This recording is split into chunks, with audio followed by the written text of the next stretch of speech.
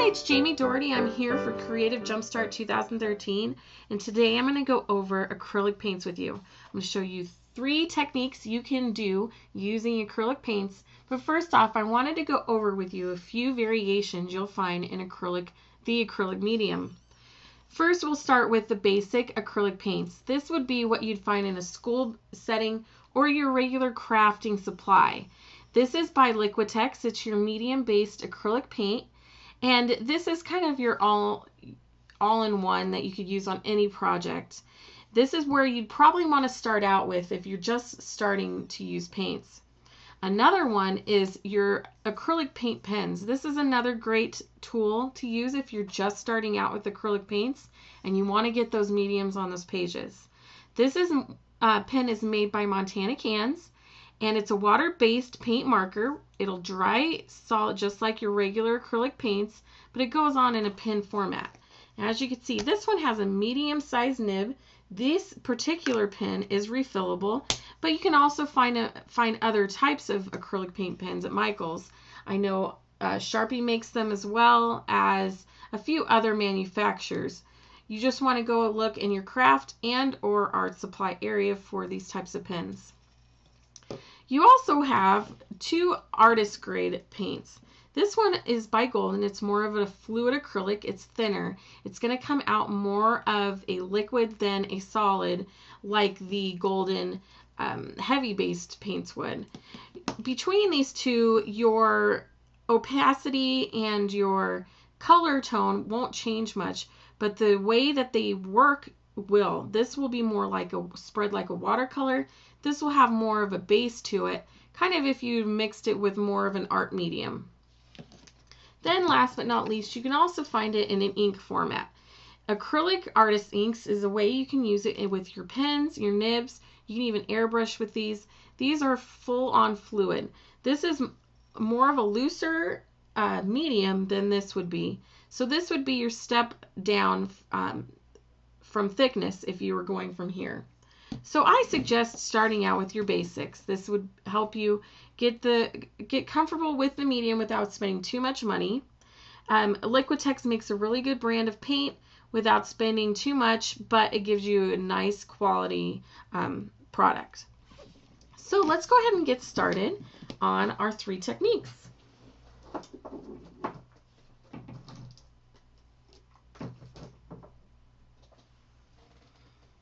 The first one I wanted to show you is a way to just add layers of color. You don't, without getting them too muddy in tone. So first what I'm going to do is I'm just going to put a little bit of paint on our paper. You can use a paint palette, but for this I'm just going to go ahead and put it straight on to our paper. Now this we could turn into a background for a scrapbook page. We can use it as a card background, whatever you'd like. So I just spread a little bit of our Liquitex basic acrylic paint out onto our page. Now a nice tip to block your colors from blending in too much together is to go ahead and dry them between layers. So let's go ahead and let it dry, or you can use a heat gun and allow it to speed the drying process. But I'm just going to go ahead and spread this out a little bit more and let it dry. Alright, so now I'm going to come in with another color, one that is a nice contrasting color to the one we just used. So I'm going to go ahead and put some on a palette, or a little palette. I like to use tags or scrap pieces of paper that I can later on use as little elements. And I'm just going to paint this right on top. And as you can see, my colors aren't blending in as if I had just used them right on top of each other as wet on wet paint. So basically this is wet on dry, and you can see a little bit of the red popping through, but if I had not allowed the paint below to dry, it would have bled and turned into a soupy brown color. I know the color isn't really great in the camera, but these two, you could see the purple and you could see the red, and we don't have that mix of muddied color. So that's one way you can use your acrylic paints, by layering your color on, allowing your layers between each one to dry before you apply a new one to prevent the muddiness to occur. So So let's try another way to use your acrylic paints. You've probably seen this technique done before, and I'm going to show you an easy way to do it. The cool little splatter effect that you see on certain pieces, here's a way you can do that technique. All you do is you can take a liquid acrylic or a fluid acrylic. If you don't have a fluid and you have just your basics paint, just put this on a painter's palette, add a little water to it, take that watered down paint and go ahead and just add a nice little pool or puddle of paint.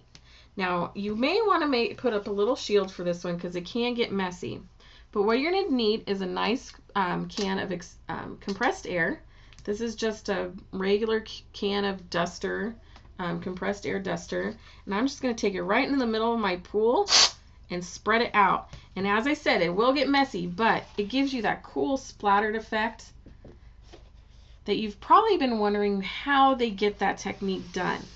An easy, simple way is just to take a fluid type acrylic paint or ink and take your compressed air and just splatter it out.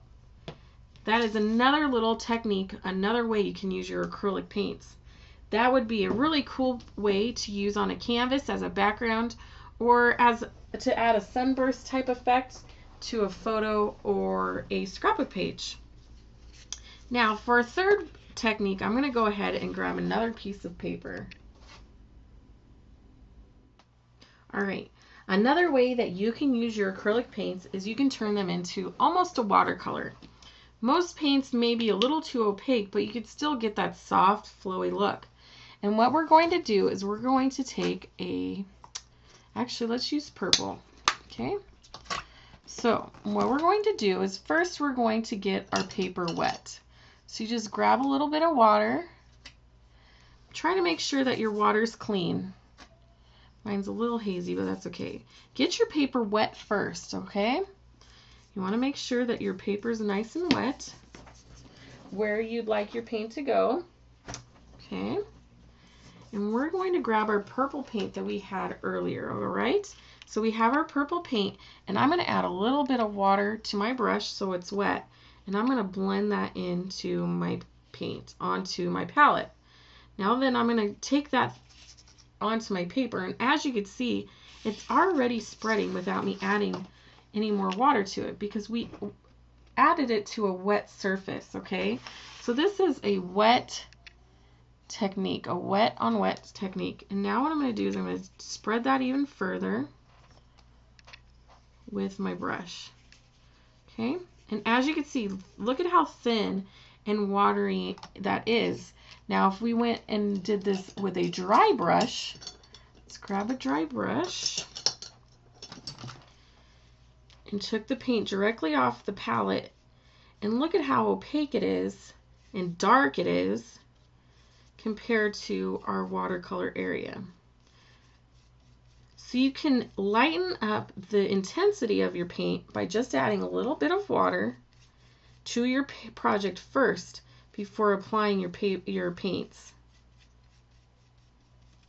So that's another way you can use and utilize your paints without purchasing another product like watercolors. You can create your own out of your acrylic paints. So there are 3 ways that you can use your acrylic paints. And those are just very few that are possible with purchasing this one art medium. This is a really nice art medium to have on hand. Even if you are a beginner, it's a great one to have in your arsenal of tools, because there are so many different ways that you can use these supplies. And thank you for joining me tonight on Creative Jumpstart, my Creative Jumpstart video.